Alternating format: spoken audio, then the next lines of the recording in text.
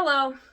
Today I want to talk about something that is pretty personal, and that is how I developed my art style. It is kind of funky and weird and definitely abstract, and I know there's other artists who do doodles like I do, so I am not 100% unique, but my spin on things is a little wacky and weird, and I'd really like to talk to you about how I developed that art style over the years and really how I discovered I could kind of draw like that. And I really just discovered how much I love drawing abstract and weird patterns. So let's get into it. All right. So while I discuss the intricacies on how I discovered my art style, I'll put some footage of me drawing in said art style. Might be sped up, might not be. We'll see what post-editing page or a B-roll filming page feels like doing for the camera. That being said, or without any further ado, let's get into it. So I've always kind of gravitated towards abstract patterns. I remember vividly as a kid, staying at my grandmother's house and drawing. I would draw hearts and do little fragments inside, like try to fill in the whole shape with patterns. Or one thing I remember doing vividly is taking a black crayon and scribbling all over the page and then filling in each of those sections of the scribbles with color. And this, I didn't see it at the time, and I only recently saw it as this, but it was the beginning of my art style and just letting the patterns come as they come. And I really enjoyed just drawing and just taking art and turning it into a unique process. And this transformed into middle school. That was when I really got into drawing again. I was drawing stills from anime, manga, and video game characters, and I found out that I actually could draw. And it wasn't the best drawing, and I really struggled with drawing characters, and I was never fully satisfied with how it looked. But always in the margins of my notebooks, I would do doodles and squiggles and fill in the lines with patterns, and I always found that so therapeutic. I found it so enjoyable, and I kept doodling in the margins of my notebooks until around high school. And I remember this vividly. I was sitting in a study hall or something, I don't remember what, but the teacher had colored pencils. So I'm like, I'll draw with colored pencils, why not? And I didn't know what to draw, so I'm like, you know what? I kind of like the patterns Vera Bradley bags have. So I was trying to draw that from memory. I was drawing the little flowies and the dots around them, and the class ended. I had to give my colored pencils, or give the colored pencils back, and I wanted to keep drawing, so I grabbed a piece of lined paper and I started trying to recreate that pattern, but with a pen, because that's the writing utensil I happen to have.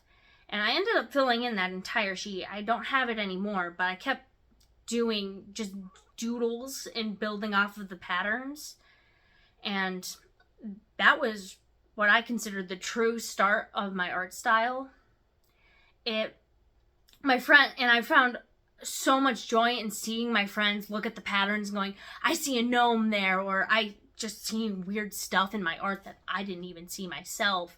And I found great joy in it. And one of the weird benefits was doodling in class helped me focus and learn. There are drawings I can guarantee you I could look back on from those days and tell you what I was learning in class. So it was really good. It helped me in school, and I kept drawing, and I kept getting pieces of white paper and drawing and filling out those patterns. And at one point I did one and filled it in entirely, and I ended up having colored pencils with me, so I ended up doing color in between the lines. I'll try to put a photo of this drawing up. I still have it, and I filled in the color, and the way I got the colors to blend, it was so amazing. I'm like, these will make excellent adult coloring books. Unfortunately, I didn't act on that. I just kept drawing and enjoying it, and I kept drawing, and I got to college, and I had to focus more.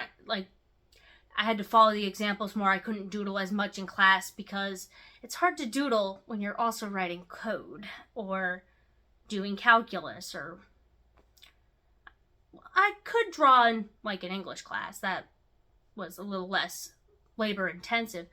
But a lot of my classes, I couldn't draw and focus on the material at the same time. I couldn't divide my focus like I was able to in high school. So unfortunate, and when I was off between classes, I was either working a job or doing schoolwork. So I didn't have a ton of spare time to draw. So the adult coloring book dreams and the whole just drawing kind of fell to the back burner. And it stayed that way until the the whole world shut down due to a virus, which we can't say on YouTube, that I was stuck inside and bored, so I started drawing again. And that's when I'm like, you know what? I have the supplies to make an adult coloring book. Let's jump into it. And I started in 2021 and drew a few drawings and then got distracted with school, video games, family. I just got distracted. That following summer, still 2021, I picked it back up and started drawing. And that first adult coloring book was really where my art style started to develop. I was starting to think about new and interesting ways to combine patterns, new patterns to combine with other patterns, and it really took off and developed, and I've come so far. And now my art style isn't just put rainbow on a page, draw whatever, and it's not just draw whatever and then fill in the gaps with rainbow. I still do drawings like that. Those are fun, and in a weird way, those help me come up with new patterns. Just randomly drawing whatever I feel like on a page, those do help. But now I'm able to think intentionally with these patterns and really grow and develop and create something new and exciting. So it was an interesting art journey, and a lot of it was just zoning out and letting the art kind of just speak for itself and do its own thing. And I still love abstraction, and I'm going to continue developing these patterns. And hopefully as this YouTube channel develops, my art will develop along with it. And I'm hoping this whole art story on how my art style developed over the years will help somebody else. And it is important to keep in mind that an art style isn't a static, bam, I have it, it's done. It is a living, breathing thing. It is its own entity. It's going to change, it's going to grow. Your art style one year might be different from it the next. It might have similar motifs and the way you carry your line work. It might have similarities, but it might be different, and it's okay to change. It's okay to grow. It's okay to develop. And that's what I love about art in a way.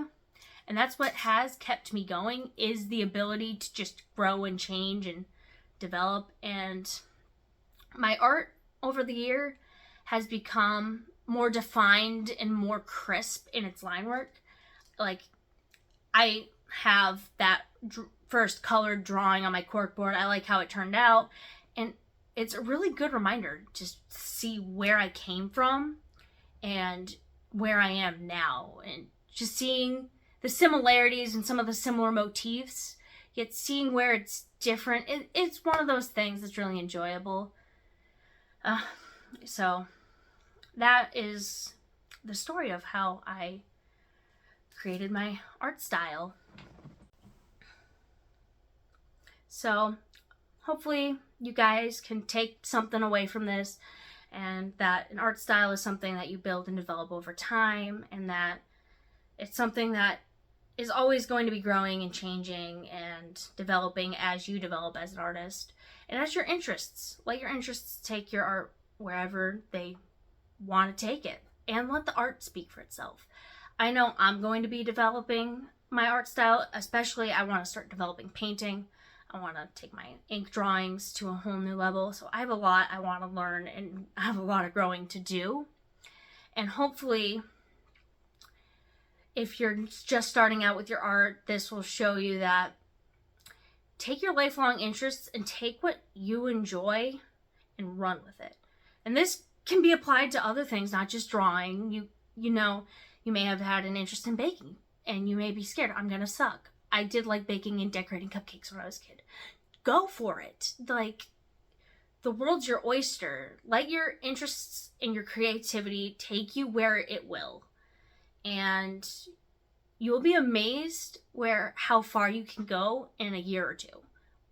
And then, who knows, if you stick with it, however many years down the line, things are going to be wildly different in your skill and ability, and you're going to think, I'm glad I started. So if you can take anything away from this, take that. Start, pursue your interests, and don't give up, and just let your work speak for itself. You'll figure it out as you go along. So thank you. It is like 100 degrees right now, so I am going to go find a way to cool off. So have a good one. I'll catch you in the next video.